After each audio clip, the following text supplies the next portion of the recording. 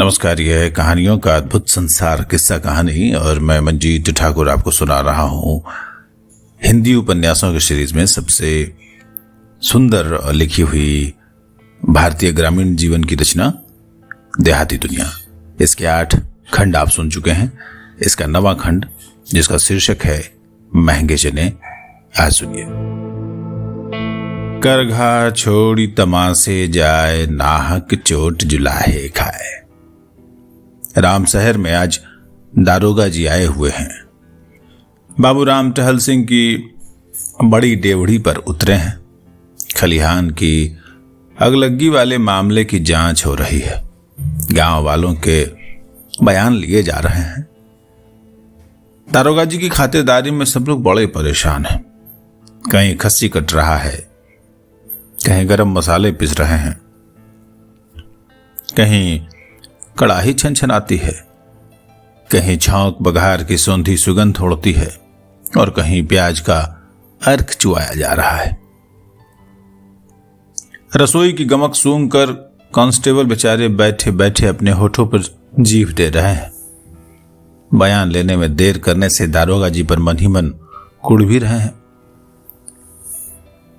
देहात में दारोगा जी को जो दावत दी जाती है वो दुनिया में दामाद को भी दुर्लभ है। भगवान अगर किसी पढ़े लिखे को पेट दें तो किसी मुफस्सिल की थानेदारी भी किस्मत में लिख दें। गांव भर के अहीर अपने अपने घर से दही के मटके लेकर पहुंच रहे हैं। चिथरू अहीर एक दहेड़ी की दही का माथ मारकर सबसे बड़ी दहेड़ी में खाली छाली बटोरता चलता है। जब पिलुआ अहीर दही की एक छोटी सी मटकी लेकर आया तब दारोगा जी उसको गाली देते हुए गरज कर बोले, काहे को सुतुई भर दही लाया है रे? क्या दामाद को परसने के लिए दही अच्छत का टीका लगाने के लिए आया है? चला जा सामने से, नहीं तो एक भी जूता नीचे नहीं पड़ेगा। चांद के बाल उड़ा दूंगा। अब की बार खेत चराई की फौजदारी में फंसाकर तेरा सारा माल मवेशी नीलाम करा दूंगा। पिलुआ ने अपनी गर्दन में अंगोछा डालकर हाथ जोड़ते हुए कहा, सरकार, आजकल एक भी माल मवेशी नहीं है। बाल बच्चे तो मट्ठे के धुवन के लिए तरस रहे हैं। खेसारी की लिट्टी भी दुलम हो रही है। दिन भर खेत कोड़ने पर भी उनके मुंह में दाना नहीं पड़ता है। ये तो आपके डर से पाल टोल पड़ोस से मांग कर लाया हूं। आपने मारने के लिए कहा, मैं तो हाजिर ही हूं। कहां भाग कर जाऊंगा? ढाका से मुल्तान तक आप ही का तो राज है। जूते से पीटिए या दुलारिए, आप ही का सब अख्तियार है। दारोगा जी ने झुंझलाकर नूरू मियां चपरासी से कड़कते हुए कहा, हटाओ इसको सामने से। इसकी मुश्किल पटक दो चौतरे के नीचे। आया है दुखड़ा सुनाकर जान छुड़ाने। इससे इक्के के घोड़े के लिए एक पसेरी चना वसूल करो। न दे तो इसके घर में घुसकर बर्तन बासन निकाल लाओ।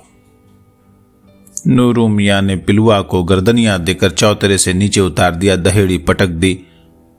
गली के कुत्ते चुल्लू भर दही पर जूझने लगे। पिलुआ को दही से बढ़कर मटकी के फूटने का दुख हुआ। बेचारा तलमलाता हुआ घर चला। पीछे से सोटा लेकर नूरू मियां भी चला। पिलुआ ज्यों ही अपने घर पहुंचा त्यों ही नूरू एक पसेरी चने के लिए उसकी खोपड़ी पर सवार हो गया।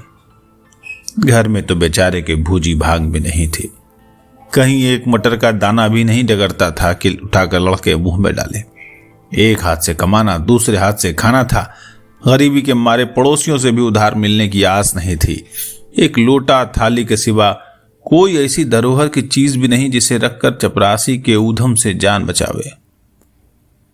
पिलुआ की स्त्री अपने रोते हुए बच्चे को संग लेकर लोटा थाली बंधक रखने चली, मगर कांसे का फूटा बर्तन ले कौन? गांव में बेचारी गली गली की धूल फांकती फिरी, किसी के मन में ईश्वर नहीं बसा। अंत में 50 घर का चक्कर काटकर बेचारी एक बुढ़िया तेलिन के घर गई। उसके पास बैठकर बहुत रोई, कल्पी। बुढ़िया के मन में भगवान जागे। उसने बिना धरोहर लिए ही एक चंगेरी में पसेरी भर चना दे दिया।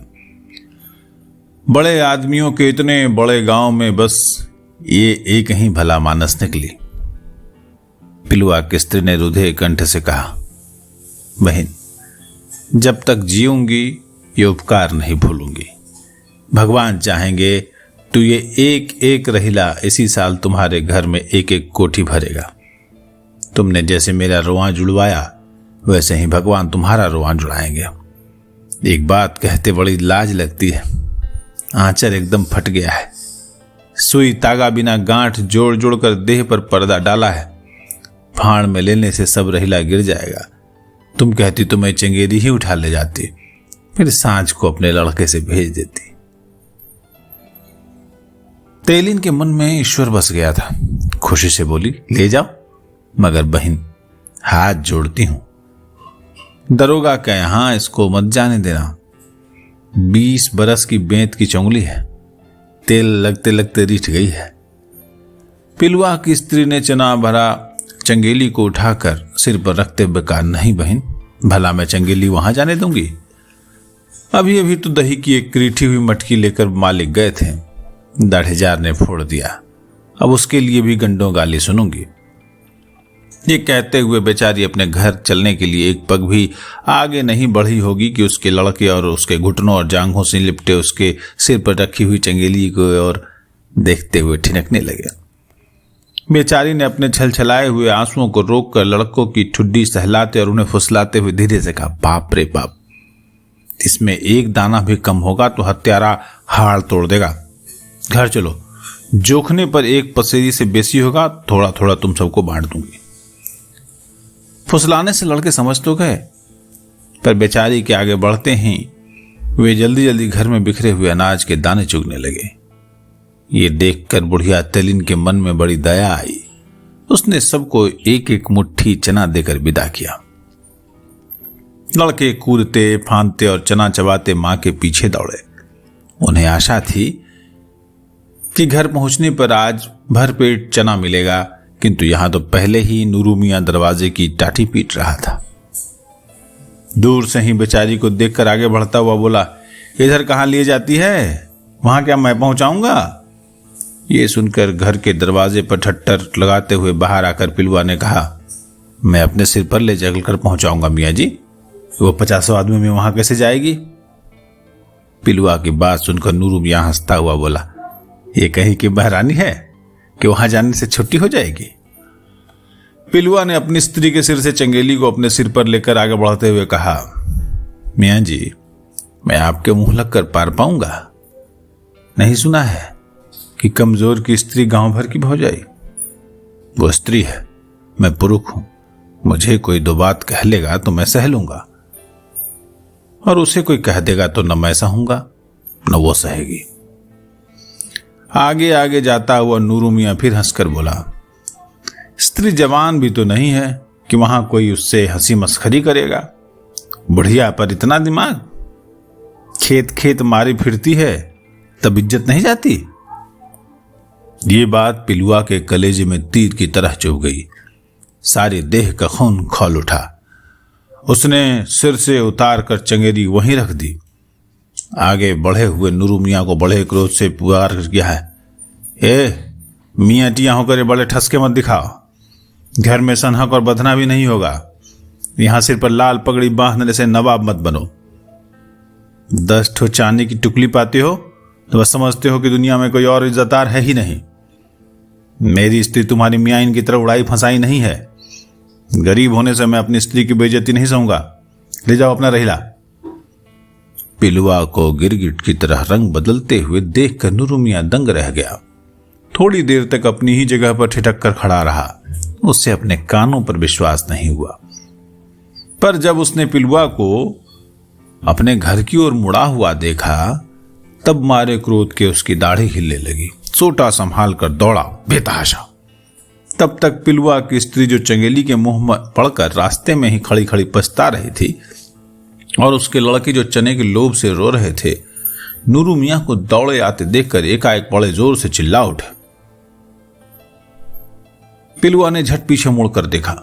इतने में नूरू मियां दौड़ा हुआ पहुंचा। पिलुआ कज होकर बगल में हट गया। मियां जी धड़ाम से मुंह के बल गिर पड़े। मुंह और दाढ़ी में धूल भर गई। सोटा हाथ से छूटकर अलग जा पड़ा। गांव के लड़के ताली पीट उठे। बेचारे के पेट और छाती में गहरी चोट लगी। घुटने फूट गए। कराहता हुआ उठा और चंगेड़ी लेकर लंगड़ाते लंगड़ाते बड़ी देवड़ी की ओर चला गया। लाज के मारे सोटा तक नहीं उठा पाया। वहां दारोगा जी खा पीकर आराम कर रहे थे। चपरासी भी लेटे लेटे थकावट मिटा रहे थे। बेचारा चुपके से जाकर एक तरफ लेट रहा। अपनी हार और मेहर की मार किसी से कहते नहीं बनती। कुछ देर आराम करके दारोगा जी थाने में जाने के लिए तैयार होकर बाहर आए तो इक्केवान से चने के बारे में पूछा। उसने कहा, सरकार, घोड़ा तो ताना खाकर तैयार है, हुक्म है तो इक्का कस दूं, बेर बहुत ढल गया। दरअसल चने के बारे में दारोगा जी को बेचारे नूरू मियां से पूछना चाहिए था। भला इक्केवान को क्या पता था कि चने बड़े महंगे पड़े हैं। ये आप सुन रहे थे देहाती दुनिया, जिसका एपिसोड 9वां यानी 9वां अध्याय। लेखक आचार्य श्री पूजन शाह है। एक महान उपन्यास और पूर्वी उत्तर प्रदेश बिहार के गांवों की सच्ची तस्वीर उकेरने वाला। अगर आपको यह पसंद आ रहा हो तो इसे लाइक करें, शेयर करें। ये एक सभी लोग कहते हैं, इसलिए मैं भी कह रहा हूं कि हमारे चैनल को सब्सक्राइब करके अपनी मोहब्बत जताएं। बड़ी कृपा होगी आपकी। और ये जो आवाज आप सुन रहे हैं, ये मंजीत ठाकुर की। अगले एपिसोड में फिर हाजिर होंगे। नमस्कार।